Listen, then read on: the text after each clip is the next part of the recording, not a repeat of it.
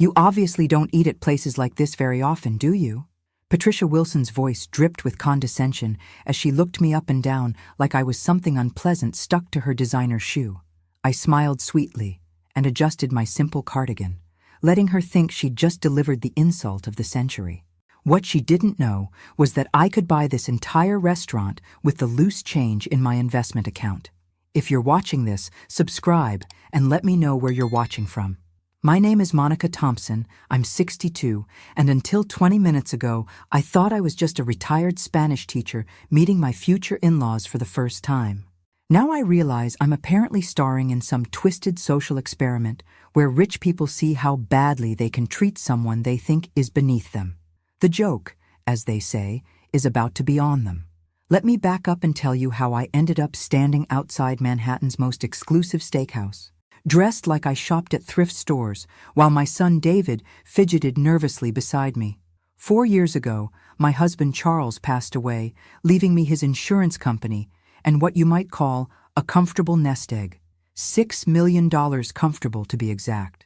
I sold the business 18 months later, moved from our mansion to a cozy beach apartment in Sarasota, and started teaching Spanish online. Not because I needed the money, but because I liked staying busy and helping people learn something beautiful. Charles had built Thompson Insurance into one of the most respected commercial insurers in the tri-state area, handling major office buildings, shopping centers, and industrial complexes from New York to Pennsylvania. When we started out 40 years ago, we covered small businesses and residential properties. By the time I sold it, we were handling some of the most prestigious commercial real estate in the region. Not the biggest company in the industry, but definitely one of the most trusted. David had always been independent, just like his father. Full scholarship to Northwestern, worked his way through law school, never asked for a penny. He had no idea about the real size of his inheritance because, honestly, he'd never shown any interest in money beyond earning his own. Charles had deliberately kept business conversations away from the dinner table, wanting David to find his own path without the pressure of family expectations. When he called 3 weeks ago, practically glowing through the phone about this amazing woman named Brittany, I was thrilled. My boy was in love. "Mom, I want you to meet her parents before I propose," he'd said, his voice full of that nervous excitement that reminded me of when he was 7 and had found the perfect Mother's Day gift. I'm thinking of popping the question right there at dinner in front of everyone. Standing here now, watching Brittany scroll through her phone while completely ignoring my existence, I'm getting a very different picture of this romance. She's gorgeous, I'll give her that. The kind of Instagram-perfect beautiful that probably photographs well next to expensive handbags and tropical vacations. But in the 10 minutes since David introduced us, she hasn't made eye contact once, answered my questions with distracted mm-hmms, and seems more interested in her social media followers than her potential future mother-in-law. The restaurant itself is intimidating by design. Floor-to-ceiling windows, marble everything, and the kind of lighting that makes everyone look like they're posing for a magazine cover. The hostess, a statuesque brunette with the practiced smile of someone who judges your net worth by your accessories, kept glancing at my simple clothes with barely concealed confusion. I could practically hear her thinking, "What is this woman doing here?" David, bless his heart, was trying so hard to make this work. He'd worn his best suit, the navy one we'd picked out together for job interviews 3 years ago, and kept smoothing his tie like he was preparing for the most important presentation of his life, which in a way, he was. "They should be here any minute," he said for the 3rd time, checking his watch. "Dad always runs exactly 5 minutes late to make an entrance." Brittany finally looked up from her phone long enough to sigh dramatically. "David, your mother's cardigan is from Walmart. Couldn't you have given her some guidance about tonight?" The words hit like a slap, but I kept my expression neutral. Years of teaching middle school had given me an excellent poker face. David's face flushed red, and I watched him make a choice. Would he defend his mother or keep the peace with his girlfriend? "Brittany," he said quietly, "that's not appropriate." Before she could respond, a sleek black car pulled up to the valet stand, and out stepped Patricia and Robert Wilson. Even from a distance, I could see they were the kind of people who expected the world to rearrange itself around their convenience. Patricia emerged first, all sharp angles and expensive highlights, wearing what was probably a month of most people's salary. Robert followed, the type of man who'd perfected the art of looking important while doing very little. They approached our little group with the confidence of people who'd never doubted their place in the world. Patricia's eyes swept over David with approval, lingered on Brittany with satisfaction, and then landed on me with the kind of look usually reserved for roadkill. "So," Robert said, extending a hand to David with the firm grip of someone closing a business deal, "you must be the lawyer we've heard so much about." "Actually, I'm corporate counsel for Morrison Industries," David corrected politely. "Ah, Morrison." Robert's smile widened. "Good company. Good benefits, I assume." Before David could answer, Patricia had completed her assessment of me and clearly found me wanting. Her greeting was the social equivalent of a pat on the head you'd give a child you'd rather not acknowledge. "And you must be David's mother," she said, the words somehow managing to sound like both a question and a diagnosis. I smiled my warmest smile, the one I'd perfected during 30 years of parent-teacher conferences. "Monica Thompson. So lovely to meet you both." "Monica." Patricia repeated my name like she was testing how it sounded with her accent. "And what do you do, Monica?" Here it was, the moment of truth. I could tell them about Charles's company, about the investment portfolio that generated more passive income than most people's salaries, about the house in Sarasota that I'd paid for in cash. Or I could have a little fun. "I'm a teacher," I said simply. The change in their expressions was immediate and unmistakable. Patricia's polite smile became strained. Robert's posture shifted slightly, the way people do when they realize they're talking to someone they consider insignificant. "How nice," Patricia said in the tone people use when they mean the exact opposite. "Public or private?" "I teach Spanish online now, but I spent most of my career in public schools." The silence that followed was loaded with judgment. I could practically see them recalculating David's social value based on his mother's perceived economic status. "Well," Robert said, recovering first, "shall we go in? I'm sure they're holding our table." As we walked toward the entrance, Patricia fell into step beside me. "You must be so excited," she said, her voice sugary sweet with manufactured enthusiasm. "This is probably quite an adventure for you." And that's when I knew, with absolute certainty, that tonight was going to be very interesting indeed. The hostess led us through the restaurant like she was conducting a tour of someone else's life, past tables filled with people who belonged in magazines. I kept my expression pleasantly neutral, while Patricia Wilson made sure everyone within earshot knew exactly how she felt about our little group. "Table for 5 under Wilson," Robert announced, the way kings probably used to announce their arrival at court. "Of course, Mr. Wilson. Right this way." The hostess practically curtsied. As we wound through the dining room, I caught Patricia murmuring to Robert, just loud enough for me to hear, "I told you we should have picked somewhere more accessible for everyone."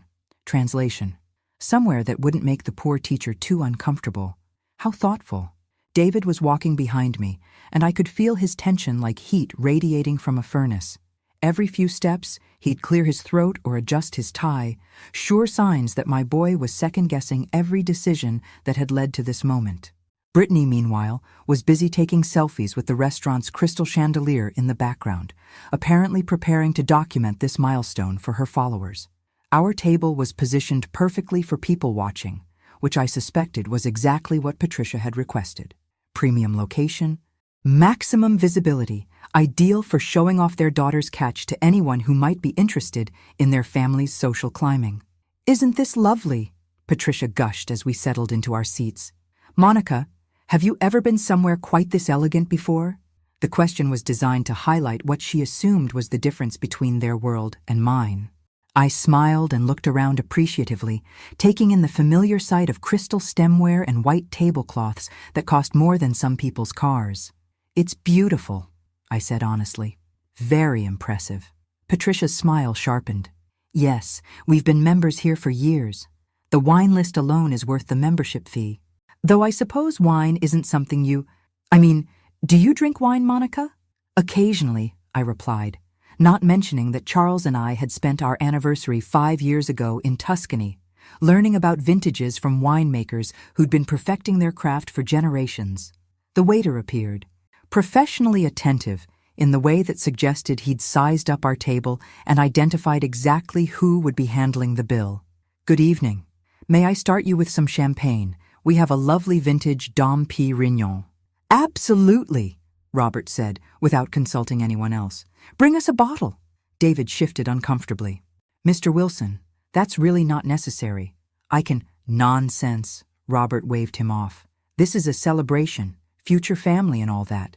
He winked at Brittany, who was finally paying attention to something other than her phone.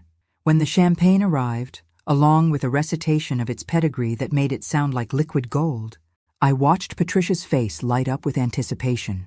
This was her element: expensive things, exclusive experiences, and the opportunity to make someone else feel small by comparison. "A toast," Robert announced, raising his glass, "to new family connections and—" His eyes met mine with what he probably thought was kindness. "New experiences for everyone." We all raised our glasses, though David looked like he was drinking poison instead of champagne. I took a small sip and nodded appreciatively.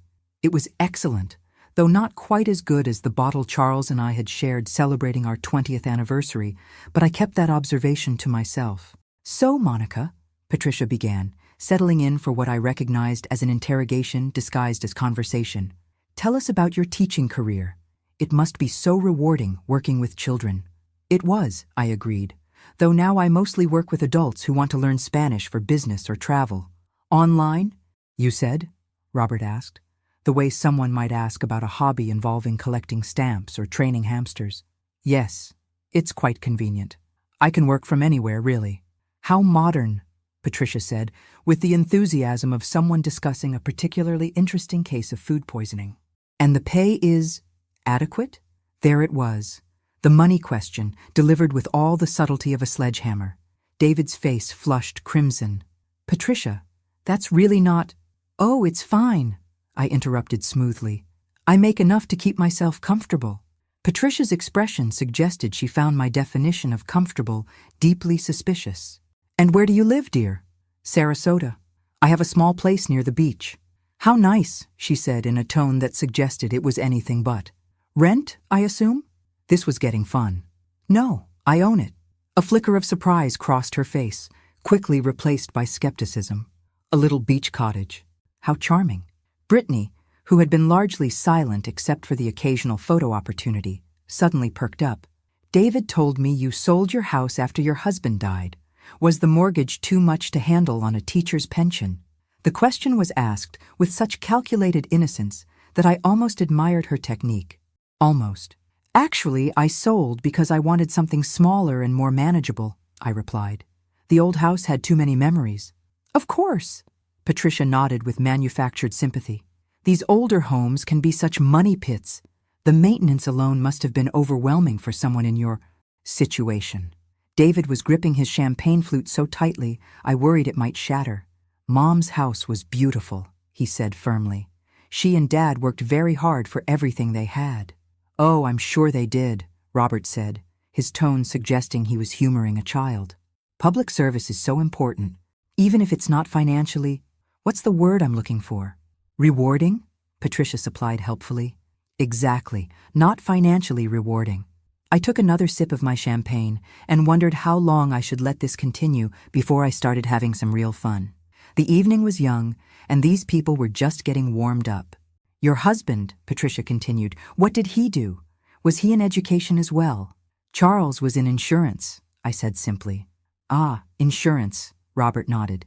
"Claims processing, sales?" Here was another delicious moment of choice. "He had his own company," I said mildly. The slight pause that followed was filled with rapid recalculation. Patricia's smile became a little more strained. "A small local agency," she said, making it a statement rather than a question. "Something like that," I agreed, not mentioning that Thompson Insurance had handled policies for major commercial properties across 3 states before I sold it.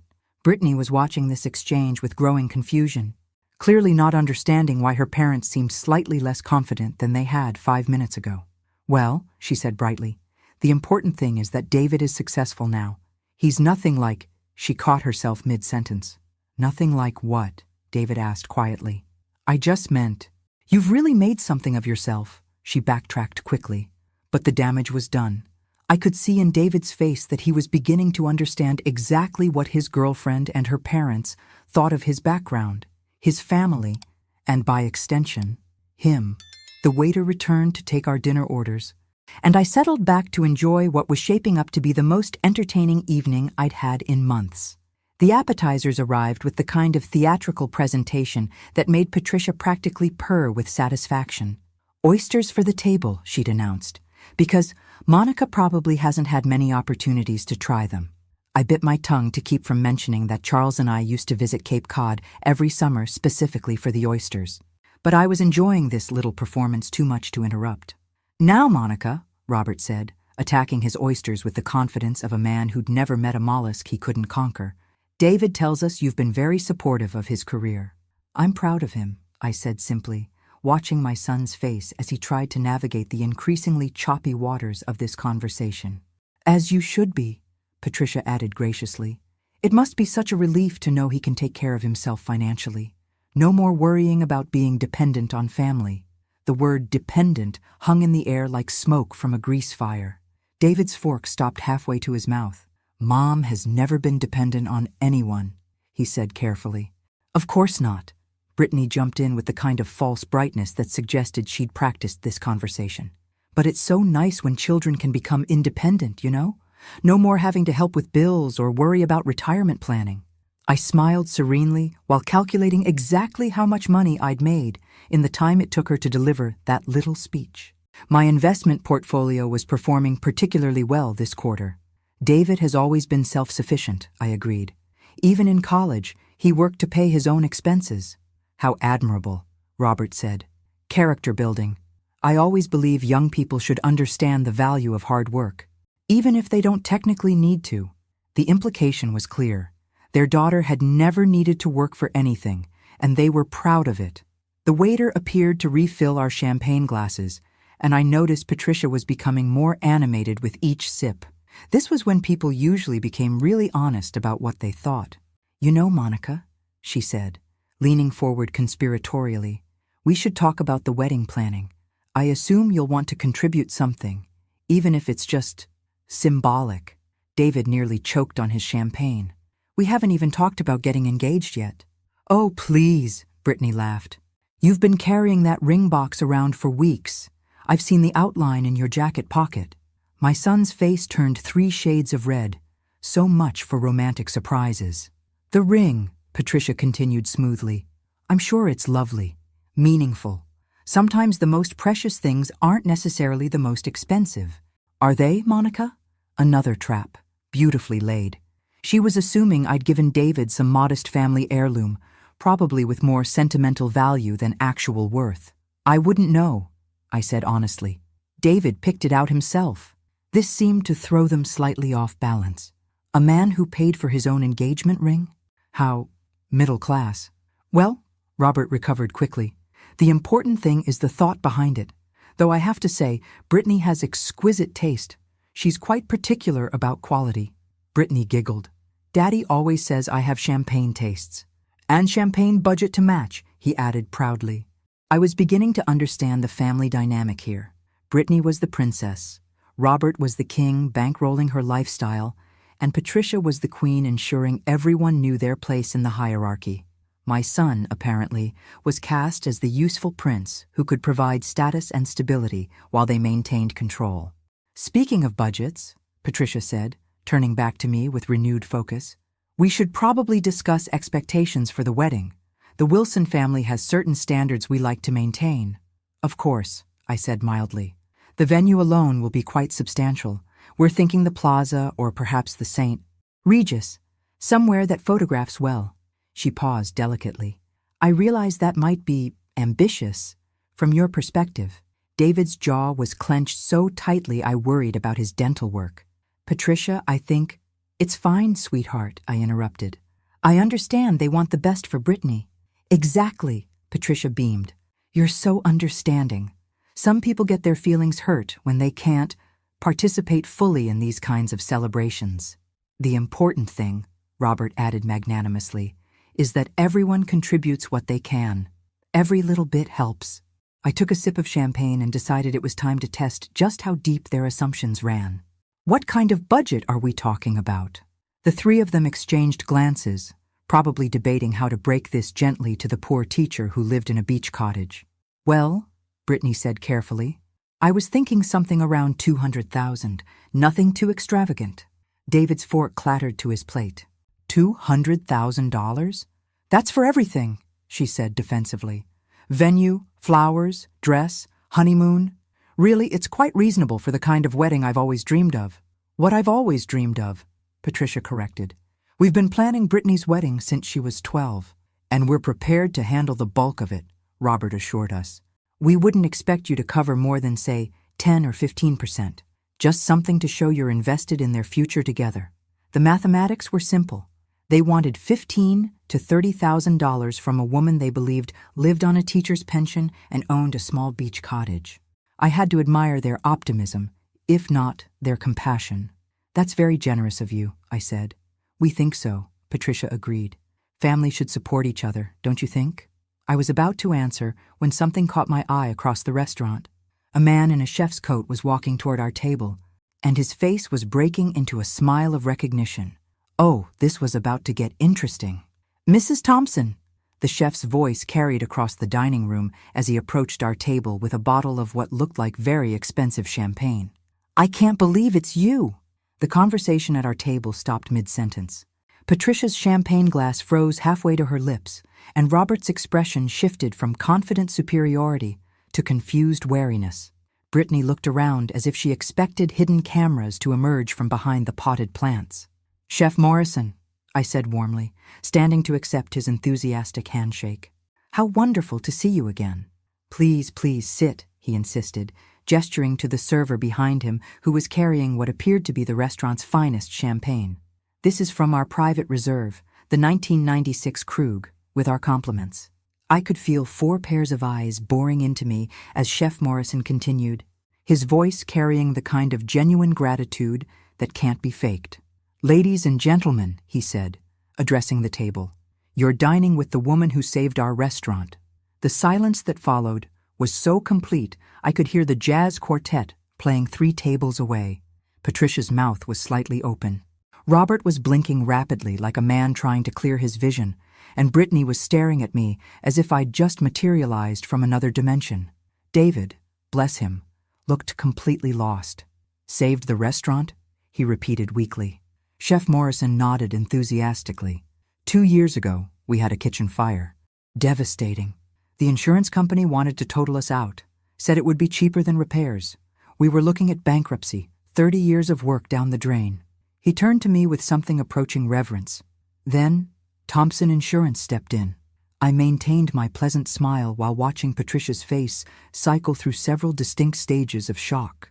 Thompson Insurance. Robert's voice came out as something closer to a squeak than his usual authoritative tone. Mrs. Thompson's company didn't just approve our claim, Chef Morrison continued, clearly enjoying the opportunity to tell this story. They sent their own team of specialists, worked with the best restoration companies in the city, made sure we could rebuild better than before. Most insurance companies would have cut us a check and walked away. Thompson Insurance treated us like family. The server finished pouring the champagne into fresh glasses, and Chef Morrison raised his in a toast.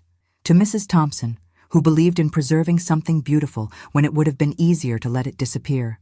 As he walked away, promising to send out their signature dessert, I settled back into my chair and took a sip of champagne that probably cost more than most people's monthly rent. The silence stretched on, broken only by the sound of Patricia's jewelry clinking as her hands trembled slightly. Your company, Robert finally managed. Was Thompson Insurance, I confirmed calmly. Was? Brittany's voice was barely a whisper. I sold it after Charles died. The new owners kept the name, but I felt it was time to simplify my life. David was staring at me with a mixture of confusion and dawning realization. Mom, you never said... I knew Dad had an insurance agency, but it grew over the years, I said simply. Patricia had recovered enough to speak, though her voice lacked its earlier confidence. How large... what kind of policies did you handle? Commercial real estate, mostly. Some personal lines for high-net-worth clients. I paused delicately, We covered major buildings throughout New York, New Jersey, and Pennsylvania by the time I sold. The mathematics were starting to sink in. I could see Robert doing calculations in his head, probably wondering what that level of commercial coverage might represent in annual premiums. The sale, he said carefully. That must have been substantial. It was adequate, I replied, using their own word back at them. Brittany was now looking at David with an expression I couldn't quite read. It might have been respect, or it might have been the look of someone recalculating the value of a stock she'd been planning to sell. David, she said slowly, you never mentioned— I didn't know, he interrupted honestly. Mom, why didn't you ever tell me how big the company was? You never asked, I said truthfully. And you were so proud of making your own way. I didn't want to overshadow that. The entire dynamic at the table had shifted like sand in an earthquake. Patricia, who had been treating me like an elderly relative they had to tolerate at family gatherings, was now looking at me with the kind of calculation usually reserved for tax assessments. Mrs. Thompson, she said, her voice now honeyed with a respect that had been notably absent an hour ago. We had no idea. You're so modest. I prefer simple living, I replied. Money doesn't have to be complicated. Robert was nodding eagerly now, probably wondering if he'd burned any bridges that could still be rebuilt. Absolutely. Wise financial planning, keeping things low-key, very smart approach. Speaking of the wedding, Brittany said, her voice now bright with renewed enthusiasm, maybe we should think bigger. I mean, if we're really becoming family, shouldn't we celebrate properly? I looked at David, who was watching this transformation with growing understanding. My boy was finally seeing these people for exactly what they were, and I could tell he didn't like what he was learning. David, I said gently, weren't you planning to ask Brittany something tonight? He reached into his jacket pocket and felt for the ring box, his expression thoughtful. For a long moment, he just sat there, looking at the woman he'd thought he wanted to marry, then at her parents, who were now practically radiating false friendliness. You know what? He said slowly, pulling his hand back out empty. I think I need to give this more thought. The way Brittany's face fell told me everything I needed to know about what she'd really been excited about. It wasn't my son she'd been interested in marrying. And that's when I knew tonight had been worth every minute of theater. The transformation was immediate and complete. Within minutes of Chef Morrison's revelation, Patricia had morphed from condescending socialite to my new best friend. Robert had developed a sudden fascination with my investment strategies, and Brittany was hanging on my every word like I was dispensing financial wisdom from the oracle at Delphi. You must have such interesting stories from the insurance world, Patricia gushed, leaning forward with the kind of intense attention she'd been reserving for her reflection in her champagne glass. All those important clients, major business decisions. I bet you've dealt with some of the most influential people in the region. I sipped my champagne and watched her perform. The work was mostly about solving problems for people when they needed help most. Of course, Robert jumped in. Public service in a way, though with such significant compensation. He paused delicately. The sale of the business must have been quite lucrative. Robert, Patricia scolded with fake embarrassment, you can't just ask about someone's personal finances. This from the woman who'd spent the first hour of dinner practically auditing my budget. The irony was apparently lost on her. It's fine, I said graciously.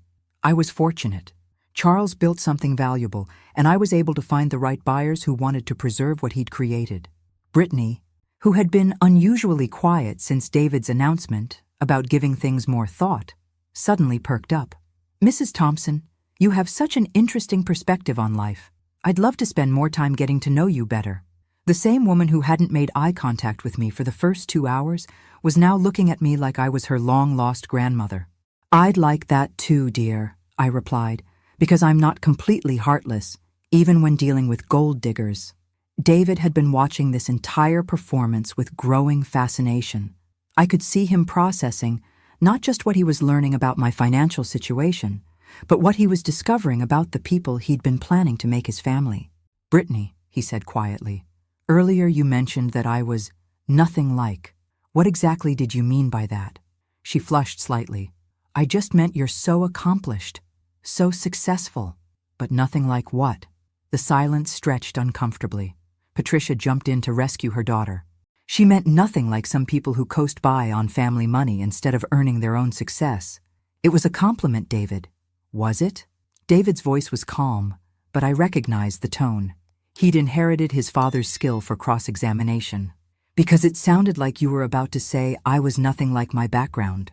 Don't be silly, Brittany laughed, but it came out strained. I love your background. It's so authentic, as opposed to what her own background was, apparently. Robert, sensing dangerous territory, tried to steer the conversation back to safer waters.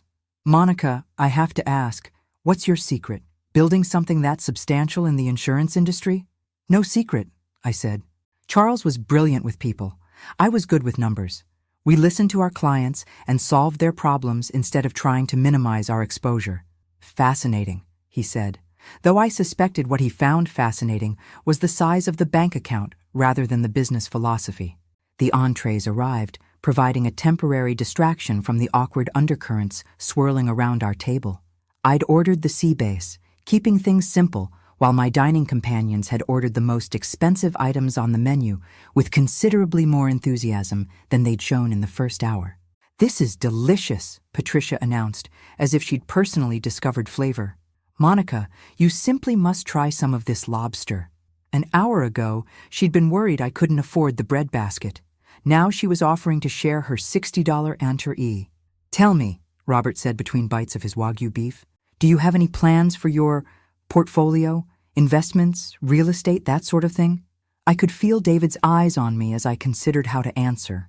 This was exactly the kind of question Charles had taught me to recognize as a fishing expedition. I try to keep things diversified, I said neutrally. Smart? He nodded. Though with your expertise, you probably see opportunities that most people miss. Such as? Well, Brittany and I have been looking at some real estate investments. Nothing too ambitious, just a little development project in the Hamptons. We're always looking for partners with vision. And there it was. The real reason for this sudden change in attitude. I wasn't just David's mother anymore. I was a potential investor in whatever scheme they'd been cooking up. The Hamptons are lovely, I said non-committally. Aren't they? Patricia chimed in. We have a little place there ourselves. Nothing fancy, just 12 bedrooms on the water. Nothing fancy. I almost choked on my wine. David had stopped eating entirely and was just watching this performance with something approaching anthropological fascination. You know, Brittany said suddenly, I think I was wrong about the wedding budget. $200,000 seems so modest for bringing two families together. Does it? David asked quietly. Absolutely, Robert agreed. We should think bigger. Make it really special. I could see exactly where this was heading. Instead of asking for $15,000 from the poor teacher, they were now calculating how much they could extract from the wealthy widow. What did you have in mind? I asked, genuinely curious to see how far they'd push this. Well, Brittany said, her eyes bright with calculations. Daddy knows someone who owns this gorgeous estate in the Hamptons, very exclusive. The kind of place that would really make a statement about what kind of family the Wilsons are. What kind of family they were indeed. David set down his fork and looked at each of them in turn. I think, he said slowly, we should call it a night. The check arrived as if summoned by his words, and I watched Robert's face as he realized the evening's bill was going to be substantial. For a moment, he seemed to debate who should handle it, his eyes darting between David and me like a tennis spectator following a particularly intense rally. Finally, his desire to maintain appearances won out, and he reached for his wallet with the kind of resigned determination usually reserved for root canal procedures. As we prepared to leave, the valet brought my car around first. I tipped him and took my keys, aware that all four of my dining companions were watching with intense curiosity. The 2023 Mercedes-AMG S-Class wasn't ostentatious by my standards, but judging by their expressions, it might as well have been a spaceship. Nice car, Robert said weakly. It's comfortable, I replied. Because it was, and because I enjoyed watching him try to calculate exactly how much I'd paid for it.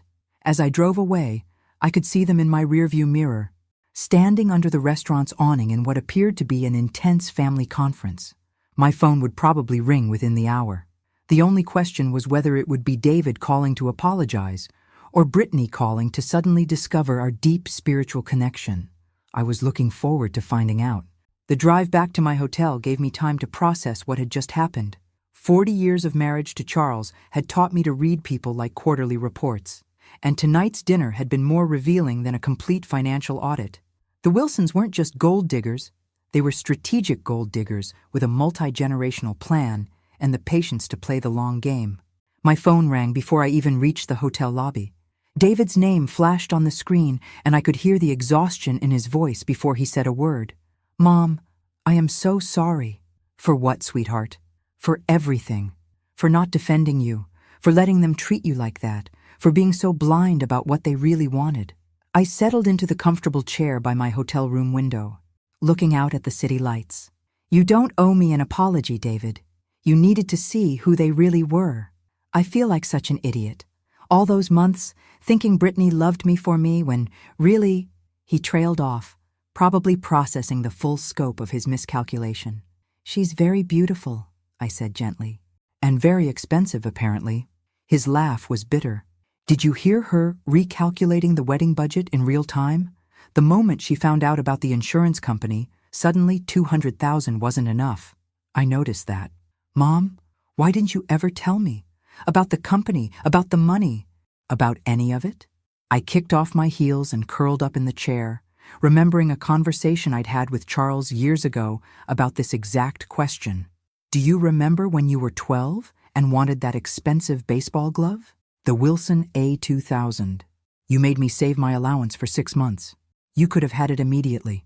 We could have bought you 20 of them without thinking twice, but you earned it and you appreciated it, and you learned something about the value of working for what you want.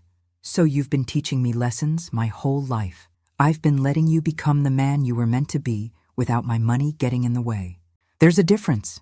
The silence on the other end stretched long enough that I wondered if we'd lost connection. "David, I'm here. I'm just thinking about everything differently now. About Brittany, about her parents, about what they saw when they looked at me." "What do you think they saw?" "A meal ticket. A nice, stable lawyer who could provide for their daughter's lifestyle while they maintained control." His voice turned sharper. "Did you see how they perked up when they started talking about investment opportunities? I swear Robert was about to pitch me a timeshare." That made me laugh. "A development project in the Hamptons?" "Actually, right, because of course it was." I heard him take a deep breath.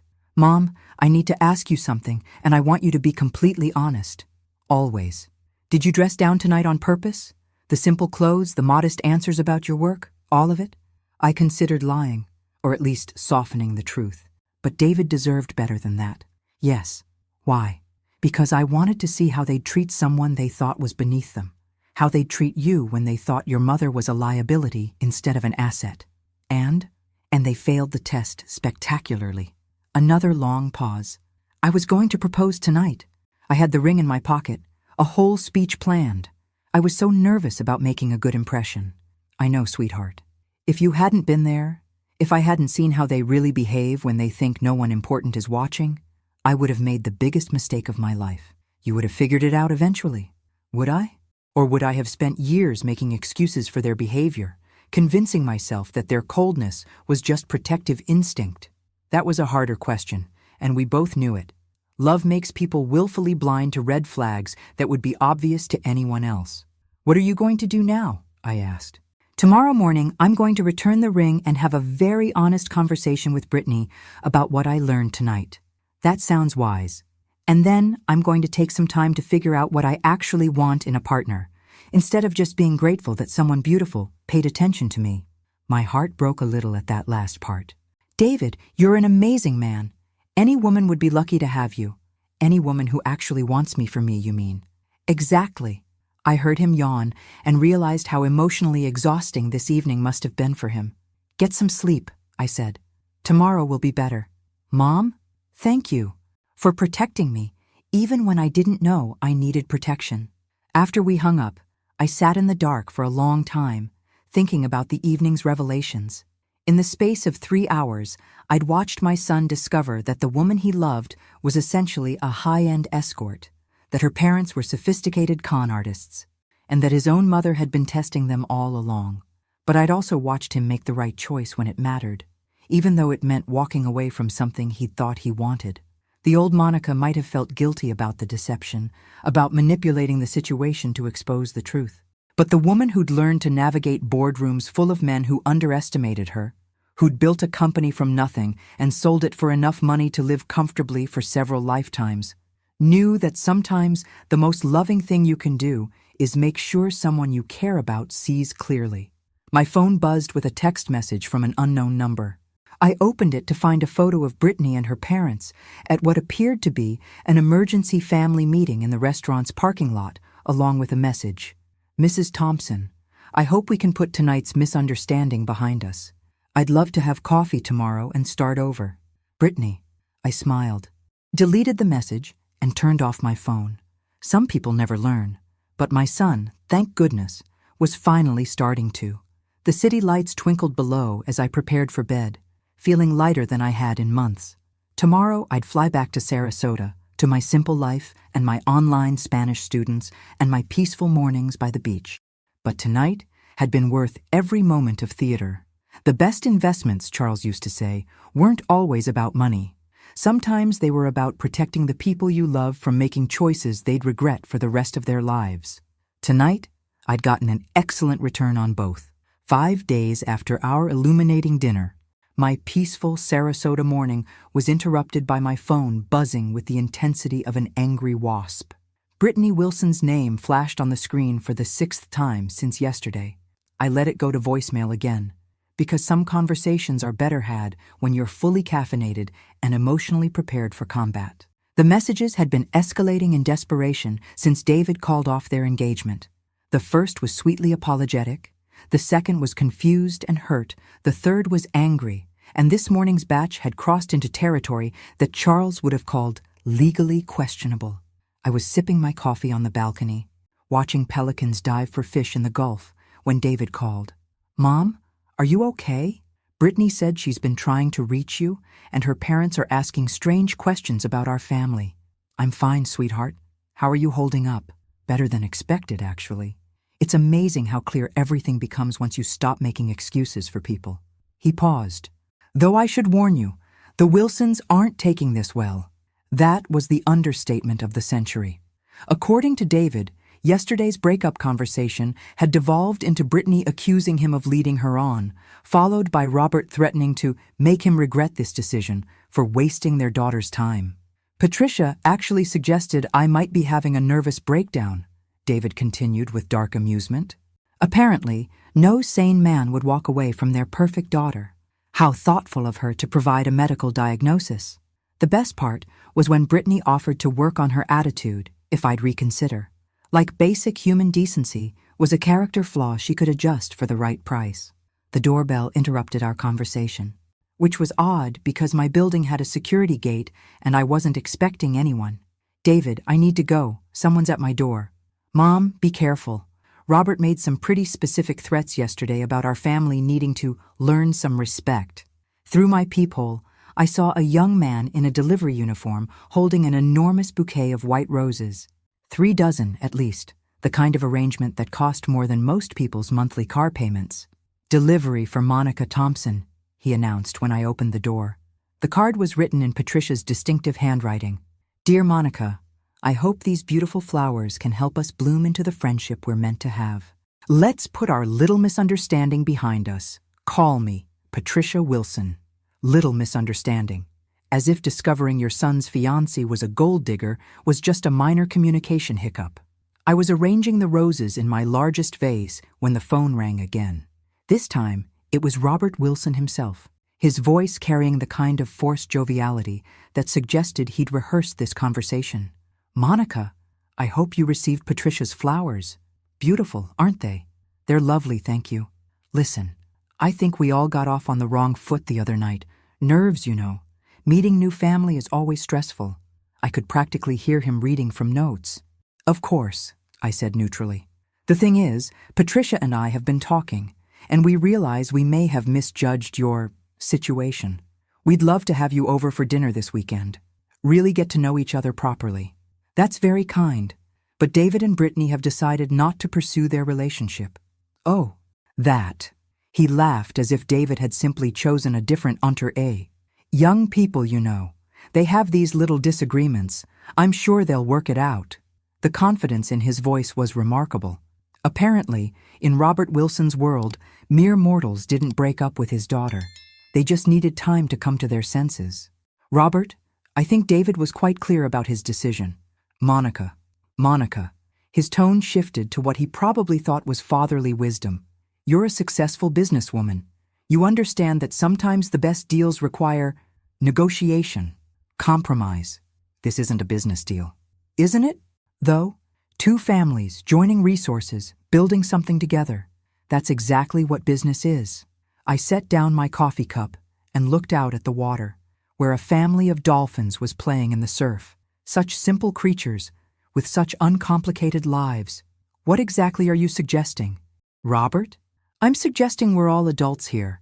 Brittany made some mistakes, said some things she shouldn't have. But she's young, she's learning.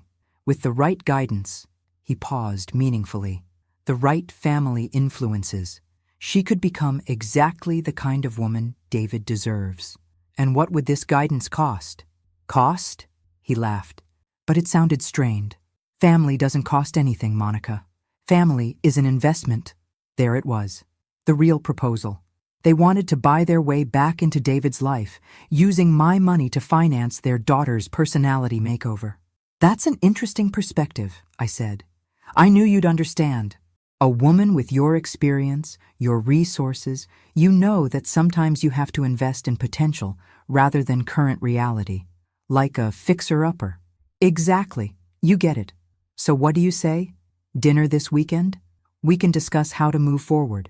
I could have ended it there, told him firmly that David had made his choice and it was final. But something in his tone, the casual assumption that my money could solve any problem, including his daughter's fundamental character flaws, sparked the same instinct that had made me test them at the restaurant. I'll think about it, I said. Wonderful. Patricia will be so pleased. She's already planning the menu. After I hung up, I called David back. They want to buy you back, I told him. What do you mean? Robert just offered to have Brittany undergo some sort of personality renovation program, funded by yours truly, to make her worthy of you. The silence stretched so long, I thought we'd lost connection. David? I'm here. I'm just trying to process the fact that they think love is something you can purchase with the right down payment. Apparently, in their world, everything has a price. What did you tell them? I smiled, watching the dolphins play. That I'd think about it. Mom, please tell me you're not actually considering this. Oh, sweetheart, I would never interfere with your happiness for money. But I am curious to see exactly how far they're willing to go to get their hands on my bank account. The laughter in David's voice told me he was finally starting to appreciate the darker humor in this situation. You're going to mess with them, aren't you? I prefer to think of it as conducting market research. Be careful, Mom. These people aren't just greedy. After yesterday, I think they might actually be dangerous. As if summoned by his words, my doorbell rang again. This time it was Patricia Wilson herself, standing on my doorstep with a smile that belonged in a dental advertisement and the kind of determination that suggested she'd driven straight from New York without stopping. Surprise, she announced. I hope you don't mind unexpected visitors. Looking at her perfectly composed face, I realized David might have been right about the dangerous part. Patricia, what a surprise. I stepped back to let her into my apartment, noting how her eyes immediately began cataloging the value of everything in sight. I wasn't expecting you. I know. It's terribly impulsive of me. She swept into my living room like she owned it, her designer heels clicking on my hardwood floors. But after Robert told me about your conversation, I simply couldn't wait. I had to see you in person. She was wearing what probably amounted to a month's salary for most people, her blonde hair styled in a way that defied both gravity and humidity, and her smile was so bright it could have guided ships safely to shore. Please, sit down.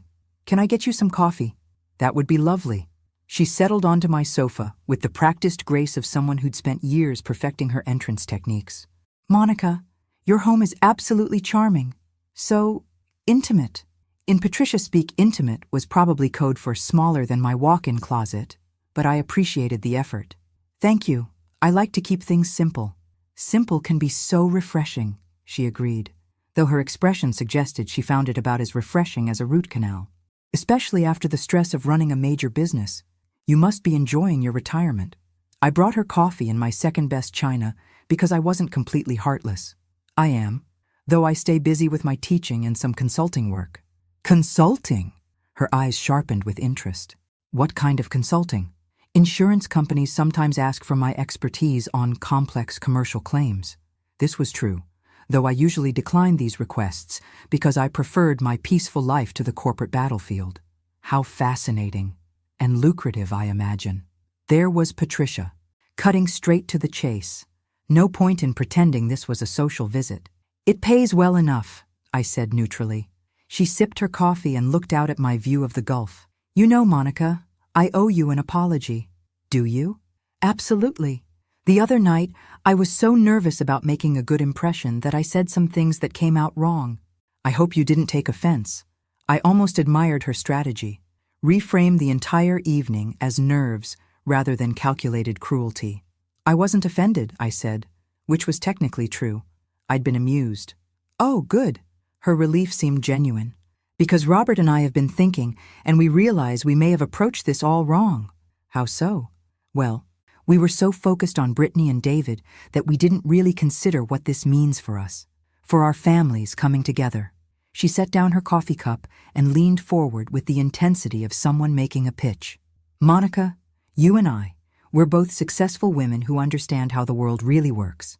We both want what's best for our children, and frankly, we both have resources that could benefit everyone involved. I'm listening. Brittany is young. She's made some mistakes, said some thoughtless things, but she's not a bad person, just inexperienced in dealing with people from different backgrounds. Different backgrounds. That was rich, coming from someone whose daughter had treated me like something she'd scraped off her shoe. What are you suggesting? I'm suggesting we invest in her education. Not college, she added quickly, but life education. Travel, cultural experiences, maybe some time working with a charitable organization. Something to broaden her perspective. And this education would cost? Well, that would depend on the scope. A year in Europe, learning about different cultures, working with underprivileged communities, it could be quite transformative. I had to give her credit for creativity. She was essentially asking me to fund a gap year for her adult daughter to learn basic human empathy. That's an interesting idea, I said. Patricia's smile brightened. I knew you'd understand.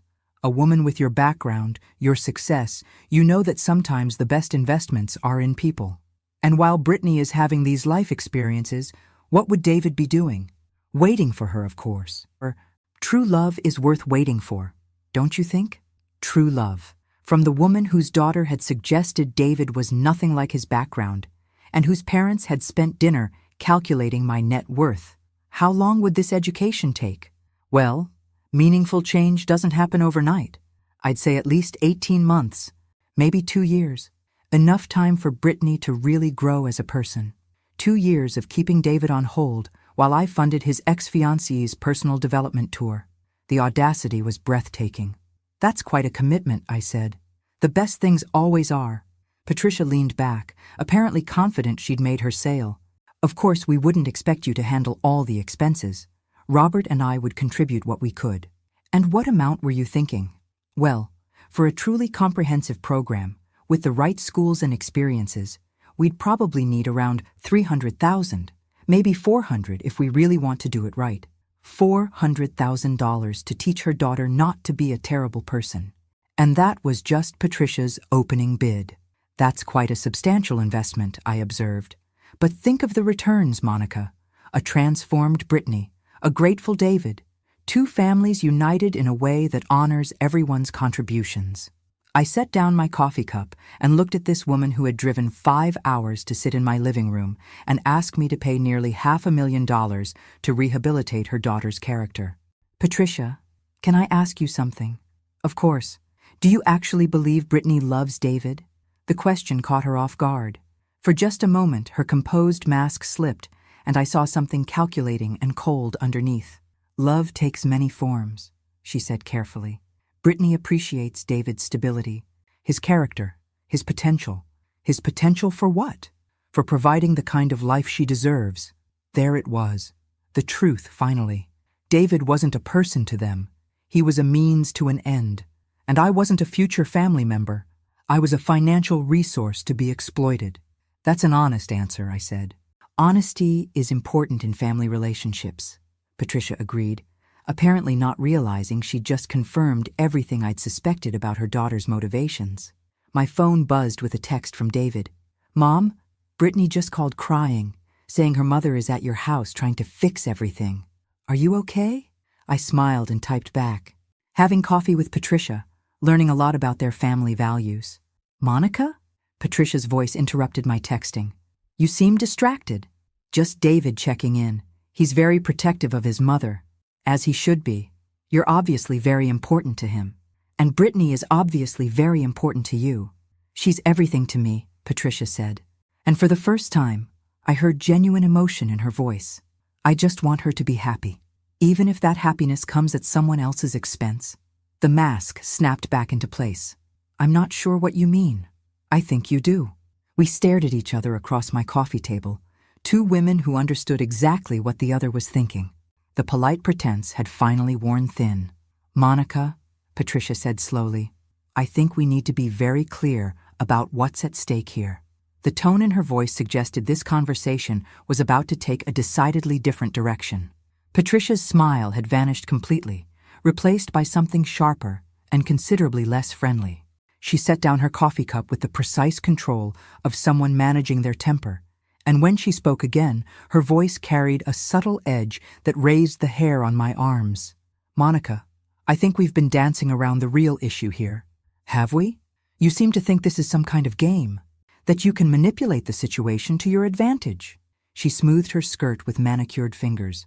"But you're not the only one with resources." I kept my expression neutral, though something cold was settling in my stomach. "What exactly are you saying?" "I'm saying that Robert has connections. Important connections. People who could make life very complicated for someone in David's position." There it was. The threat I'd been expecting since David first mentioned Robert's reaction to the breakup. "Are you threatening my son's career?" "I'm simply pointing out that the legal community in New York is smaller than people think. Reputations matter. References matter. Future opportunities depend on maintaining good relationships with the right people." She leaned forward, her eyes hard as diamonds. "David is talented, I'll give him that. But talent only gets you so far without the right connections. And those connections can disappear very quickly when word gets out that someone isn't reliable." "Reliable?" "The kind of man who leads a young woman on for months, lets her plan a future, introduces her to his family, and then abandons her the moment he finds a better financial opportunity." The audacity was staggering. She was rewriting the entire story, casting David as the villain and Brittany as the victim. That's not what happened, isn't it?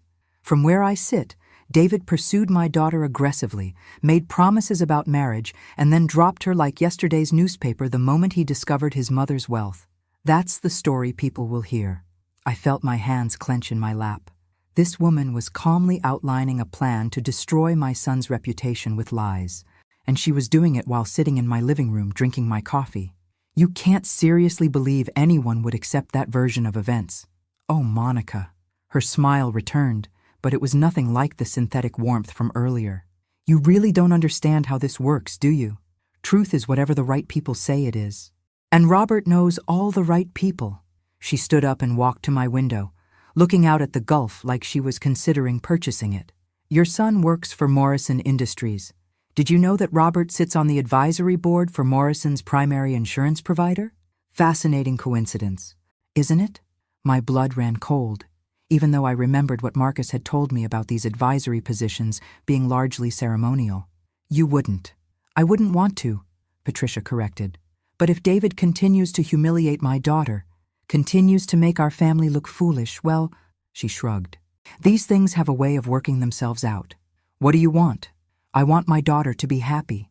I want David to honor the commitment he made to her. And I want you to stop interfering in their relationship. And if I don't, then David's career takes a very unfortunate turn. Maybe he gets labeled as difficult to work with. Maybe questions arise about his judgment. Maybe opportunities start going to other people. She turned back to face me. The legal field is brutally competitive, Monica. One whisper campaign can end everything he's worked for. I stood up slowly, every muscle in my body tense with controlled fury. You're asking me to force my son into a marriage with someone who doesn't love him. I'm asking you to stop sabotaging my daughter's happiness for your own selfish reasons. My selfish reasons? Oh, please. Patricia's laugh was sharp as broken glass. You think I don't see what this is really about? You can't stand the thought of sharing David with another woman. You've kept him dependent on you emotionally, and now that he's found someone who could give him a real future, you're using your money to destroy it. The accusation hit like a physical blow. For a moment, I was too shocked to respond. That's not, isn't it? A lonely widow who can't let go of her son? Who would rather see him alone than happy with someone else? It's textbook, Monica. She gathered her purse with movements sharp enough to cut glass. You have 48 hours to convince David to reconcile with Brittany. A sincere apology, a proper proposal, and a commitment to move forward with the wedding. And if he refuses? Then Monday morning, Robert makes some phone calls. By Wednesday, David's supervisor will be asking questions about his recent performance. By Friday, he'll be looking for a new job. She walked to my front door with the confidence of someone who just played a winning hand. Oh, and Monica, if you're thinking of warning him, don't bother. David won't believe his sweet girlfriend's family could be capable of something so unpleasant. And even if he did, what could he do? Fight a battle he can't win against people he can't afford to make enemies of? After she left, I sat in my living room for a long time, staring at the coffee cups and feeling something I hadn't experienced in years: helplessness. Patricia was right about one thing. David would never believe the Wilsons could be this calculating, this cruel. He was a good person who believed other people were fundamentally good too. It was one of the things I loved most about him. And now it was going to be used as a weapon against him. My phone rang. David's name appeared on the screen, and I realized I had to make a choice. Tell him the truth and watch him try to fight a battle he couldn't win, or find another way to protect him. Hi, sweetheart. Mom, you sound strange. What did Patricia want? I looked out at the water, where the dolphins were still playing in the surf, oblivious to the human drama unfolding around them. Just to talk, I said. Family things. But as I hung up, I was already forming a plan. Patricia Wilson thought she was the only one who knew how to play hardball. She was about to learn exactly how wrong she was. The next morning, I did something I hadn't done in 3 years. I called my former business partner and very old friend, Marcus Chen, who now ran the largest commercial insurance brokerage on the East Coast. Monica Thompson, his familiar voice boomed through the phone. I was wondering when you'd get tired of retirement and come back to play with the big boys. Hello, Marcus. I need a favor. Name it. I still owe you for the Morrison Industries account you threw my way when you sold the company. Morrison Industries. The same Morrison Industries where David worked, and where Robert Wilson apparently thought he had influence. Tell me about Robert Wilson, I said. Bobby Wilson? That pompous windbag from Wilson Financial? What do you want to know? Everything. Marcus's laugh rumbled through the phone. Monica, that man couldn't manage a lemonade stand without going into debt. He talks a big game about his connections, but most of his business comes from one client, his father-in-law's construction company. What about his board positions? Board positions? Plural? Marcus snorted. He's on the advisory board for Morrison's insurance provider, but that's basically a fancy title they give major clients, so they feel important. He has about as much real influence as the company mascot. I felt the first spark of hope I'd had since Patricia's visit. Marcus, I need you to make some calls. Find out everything you can about Wilson Financial's actual position, their debt situation, their client list. And I need it by tomorrow. Consider it done. But Monica, what's this really about? Someone made the mistake of threatening my son. The silence that followed was loaded with understanding. Marcus had known me for 20 years, had seen me demolish competitors who thought they could intimidate Charles or undermine our company. How thoroughly do you want them educated? I don't want them destroyed. Marcus, I want them to understand the difference between having influence and having power. By Thursday afternoon, I had a complete financial profile of Wilson Financial sitting on my kitchen table. The picture it painted was even worse than I'd imagined. Robert Wilson was essentially running a house of cards, using new investments to pay returns to existing clients while skimming management fees off the top.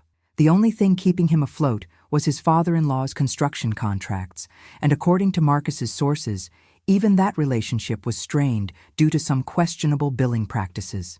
More importantly, I now knew exactly why they were so desperate to get their hands on my money. My phone rang, and I smiled when I saw the number. "Hello, Robert. Monica. I hope Patricia's visit yesterday was productive. She said you two had a very enlightening conversation." "We certainly did." "Excellent. So I assume you've had time to think about our proposal regarding Brittany's education?" "I have. And I think it's a wonderful idea. In fact, I'm prepared to fund the entire program myself." The silence on the other end stretched so long I wondered if he'd fainted. The entire program? $400,000, wasn't it?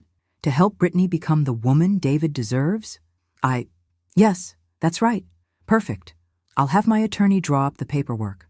Of course, given the amount involved, I'll need to do some due diligence on your family's financial situation. Standard procedure for any significant investment. Due diligence? Oh, nothing invasive.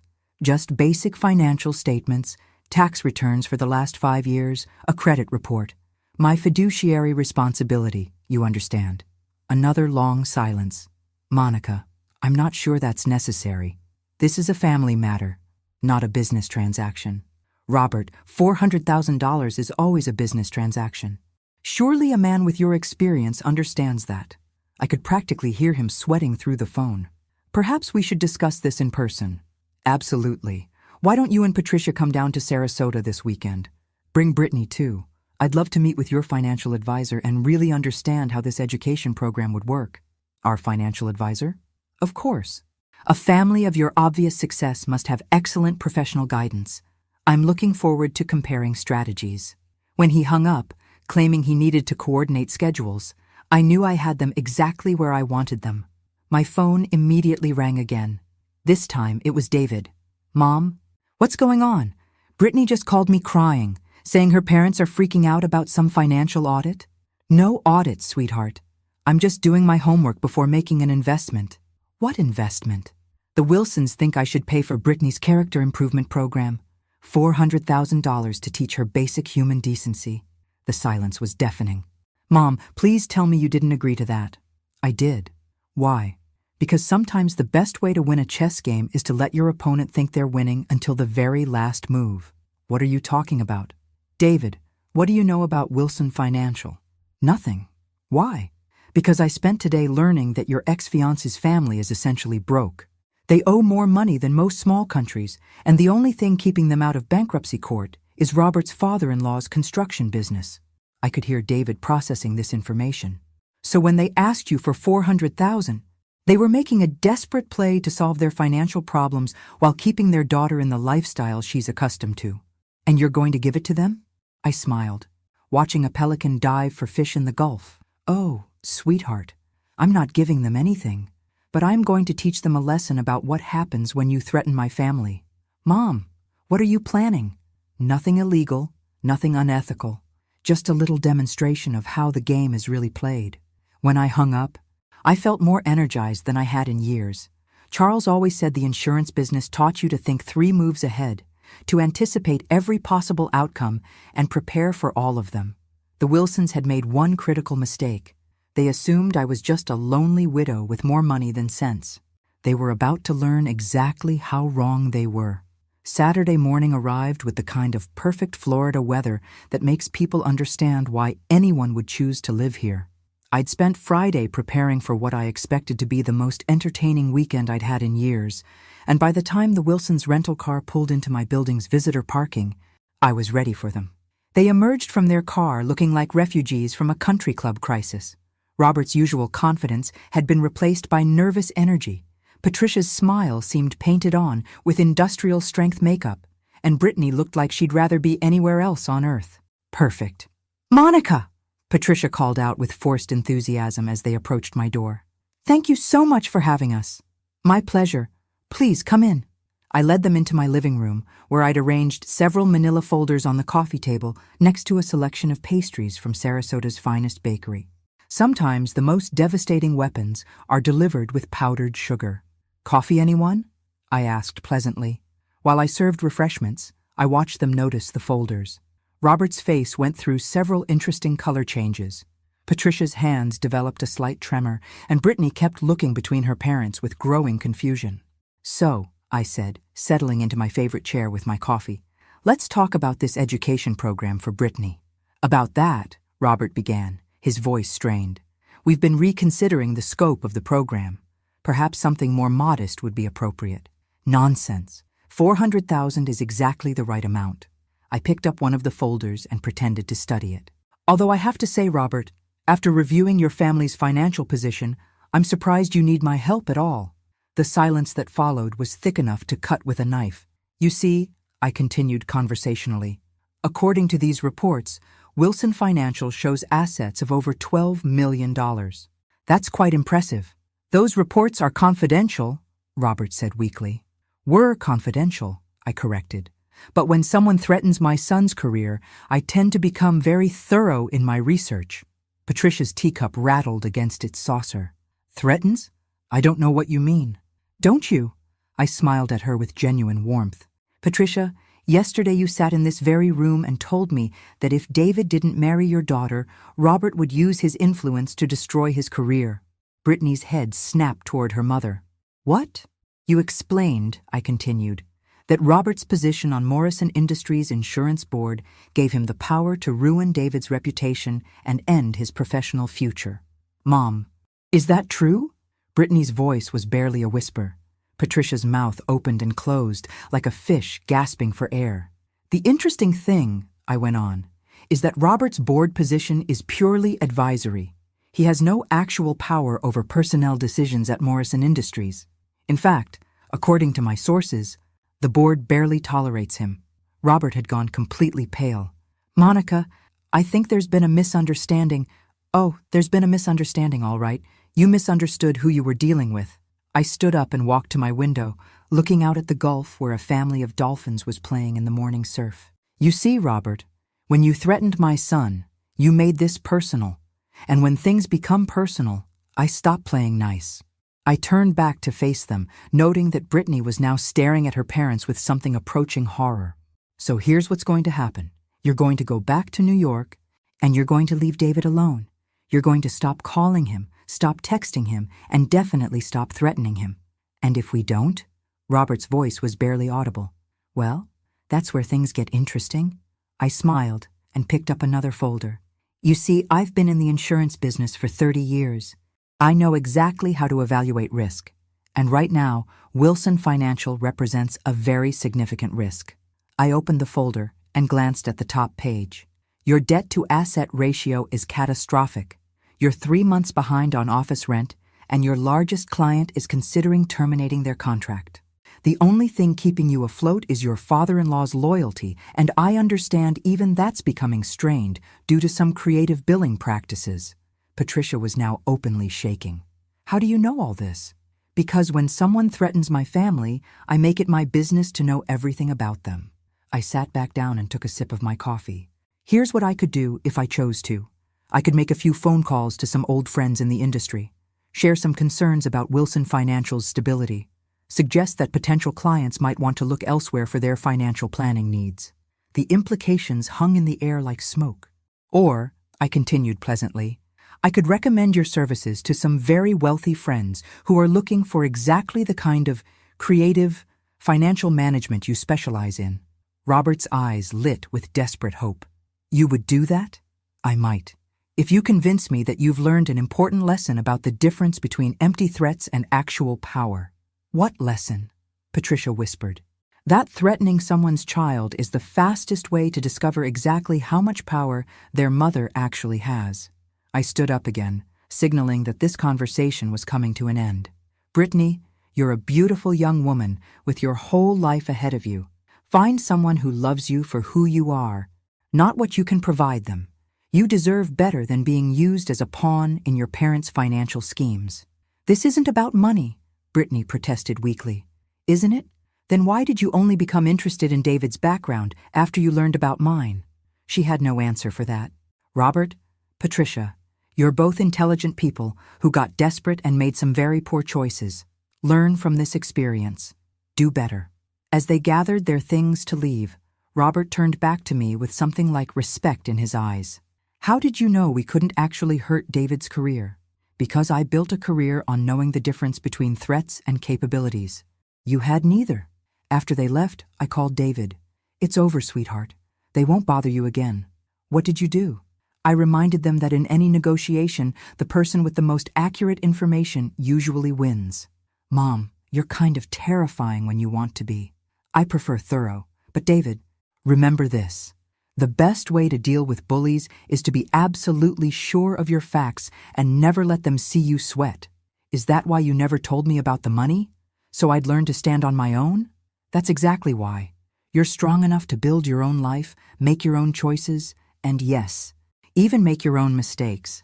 I just wanted to make sure you'd have the tools to clean up any messes along the way. As I hung up, I felt the satisfaction that comes from a job well done. The Wilsons had learned an expensive lesson about the difference between having money and understanding power. David had learned to trust his instincts about people's character, and I had learned that retirement didn't have to mean becoming invisible. Sometimes the most important battles aren't fought for money or status, but for the people we love and the values we refuse to compromise. The dolphins were still playing in the surf, and my coffee was still warm, and for the first time in years, I felt like the woman Charles had fallen in love with. Strong enough to stand alone, smart enough to see 3 moves ahead, and fierce enough to protect the people who mattered most. Some lessons are worth whatever they cost to teach, and some victories are worth savoring long after the battle is over.